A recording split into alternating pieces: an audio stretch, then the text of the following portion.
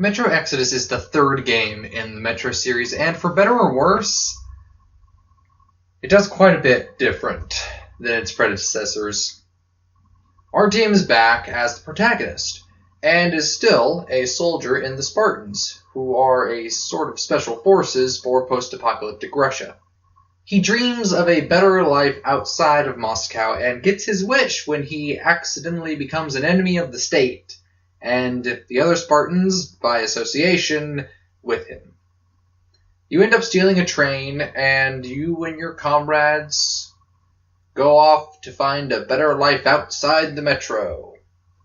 The game replaces a lot of the linear level design from the other Metro games with some open environments that, while impressive, were not as great as I had hoped they would be. It's at its best when you're in the more linear levels, because then the developers have more control over how they tell their story and the pacing of the action and the narrative. And this was a weird thing for me, because I usually go for the more open world games, but when the world of Metro opened up, it lost some of the things that made it special for me. Most notably, the trade-off of a bullet-based economy for a crafting system. In previous Metro games, you had to make the choice between spending your bullets to get new equipment or saving your bullets to use them to shoot at things that will try to kill you. This made visits to shops a fun tactical choice, but there's none of that in Metro Exodus. Instead, you can craft bullets at crafting tables. There aren't any shops or any kind of economy in the game, and on top of that, guns that shoot bullets are useless compared to throwable items. If you need to kill someone quietly, just throw a knife. Don't waste a bullet, because you can pick the knife up and use it again. If you're getting swarmed by mutants, just huck a Molotov at them and they will run straight into it like a gruesome conga line of death. I cannot recall a single challenge in this game that would not have been made easier by throwing a Molotov at it.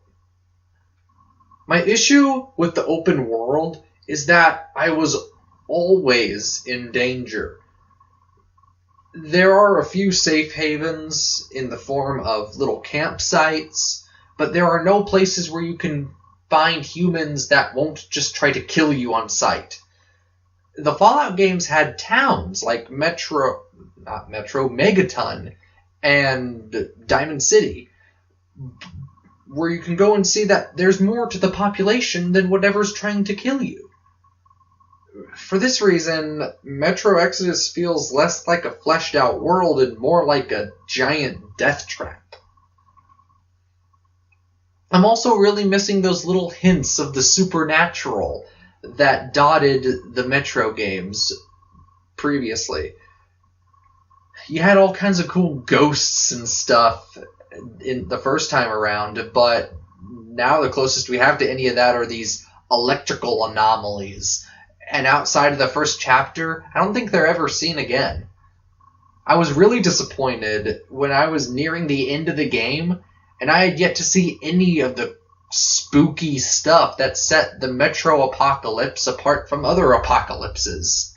I did have a glimmer of hope in the last chapter, where stuff started floating around and everything, and doors were closing by themselves, you know, your standard poltergeist stuff, but it was there. I was happy to have it, but then I was let down by the fact that it was just hallucinations caused by radiation poisoning.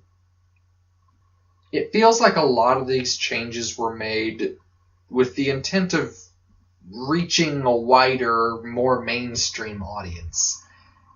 And I played Metro 2033 back when it came out in 2010, so I've been a Metro fan for 9 years.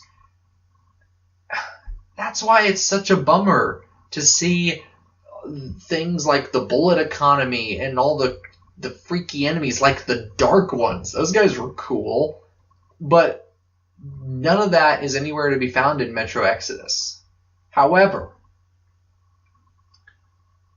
Once I got past all that, I was able to find a game that, while not quite having the same charm as the other Metro games, it still managed to impress me, and I did have a lot of fun playing it. My favorite part of the game was probably just getting to know the other Spartans that you're traveling with. To name a few, there's Stefan and Demir, and of course there's Anna, who is a total badass. But everyone had a personality that makes them stand out as unique characters in my mind. Whenever I was about to get into a fight, a little voice in my head would always be like, is this risk worth the potential reward? And the answer was often yes, because the game does a great job about rewarding you for some additional exploration. You can find all kinds of upgrades and for your weapons and armor, as obviously scavenging materials to craft with. And if you do decide to go for it and you get spotted, combat is really fun. You usually end up fighting alone against a whole pack of mutants or a camp full of bandits. So I usually try to think about things tactfully in that. But even when bullets are flying, you can still think stealthily, because you can do things like just breaking your enemy's line of sight, and then you can sneak around and flank them, and then, of course, throw a Molotov. A lot of changes were made to the Metro formula that I didn't appreciate.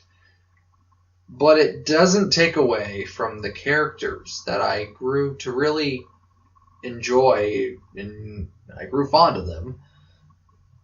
And it also doesn't take away from the game's core mechanics, like the stealth and the combat. It was almost an even split between things that I liked and disliked about the game, but in the end, the bad things were not so bad, and the good things were actually pretty great. So I give Metro Exodus a Molotov out of 10.